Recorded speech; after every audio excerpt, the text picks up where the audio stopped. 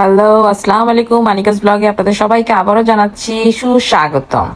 আজকে আমরা বউ, শাশুড়ি, আমার মেয়ে এবং আমার বর চলে যাচ্ছি ব্যাংককের একটি খুব সুন্দর জায়গায়। আর আজকে আমাদের অ্যানিভার্সারি, আমাদের 12+ অ্যানিভার্সারি।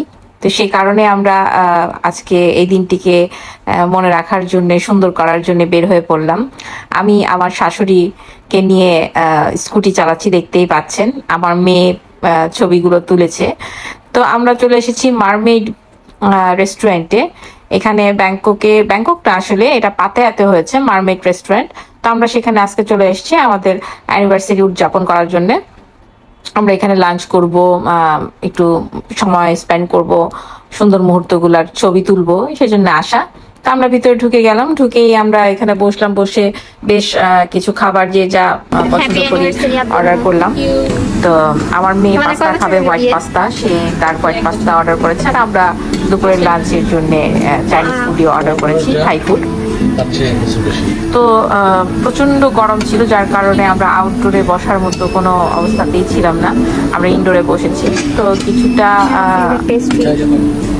রোদ কমার অপেক্ষায় আছি, গরমটা কমলে আমরা বাইরের দিকে আবার মুভ করব।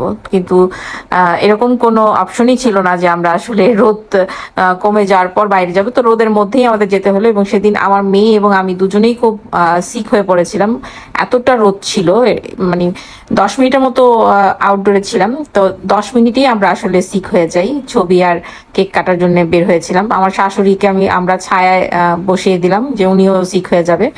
তো আমি কিছুটা রিল্যাক্স করার জন্য এই জায়গাটায় আসলাম। আমার মেয়ে তো প্রচন্ড ভয়, সে আসবেই না। তাকে আমি এত জোরাজোরি করলাম, বললো না মামনি তুমি যাও, আমি তোমার পিকচার বা ভিডিও করে দিচ্ছি, তা আমি আসবো না। তো সে আসলে তাই করলো, আমাদের পিকচার তুলে দিল আমার, এবং বেশ কিছু ভালো ছবি সে তুলে দিয়েছে, আপনারা দেখতেই পাচ্ছেন। আর তার তো মুডই নষ্ট হয়ে গিয়েছিল গরমে, সে মাথা ঘোরাচ্ছিল, তার চোখ টোক একদম অন্যরকম হয়ে গেছিল। আমি একটু জোর করে তার কিছু ছবি তুলে দিলাম, সাথে আমার শাশুড়িরও কিছু ছবি নিলাম।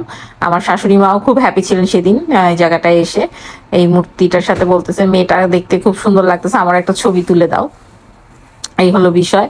তা আমাদের ছবিগুলো দেখেই বুঝতে পারতেছেন যে আসলে সান থাকলে ছবিগুলো অন্যরকম সুন্দর আসে।